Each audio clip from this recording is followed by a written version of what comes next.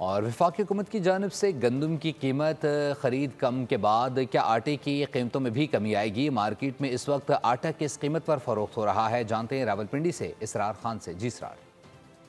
जी बिल्कुल, हुकूमत की जानिब से जो है गंदम की जो कीमत ख़रीद है उसमें यकीनन तौर पर जो है कमी आई है और 2200 रुपये फ़ी मन के हिसाब से जो है इस दफ़ा गंदम का रेट रखा गया है। और यकीनी तौर पे जब गंदम की कीमतों में कमी होगी तो आटा जो है उसकी कीमतों में भी कमी आएगी। हमारे साथ यहाँ पर आटा के एक डीलर मौजूद है। ये बोरी हम लोग जो बेचा करते थे पहले वो 14,000 रुपये की थी, जो कि आज गिर कर 6300 रुपये पर बोरी आ चुकी है।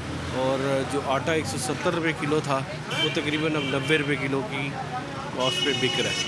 तो बड़ा अच्छा इकदाम है गवर्नमेंट की तरफ से, और उम्मीद यही करते हैं कि तंदूर वाले भी इस रेट्स के ऊपर नीचे आएंगे। लेकिन यहाँ पर इंतज़ामिया अपना किरदार अदा करते हुए तंदूरों को इस बात का पाबंद करे कि वो रोटी में कीमत की कमी जो है उसको करने के लिए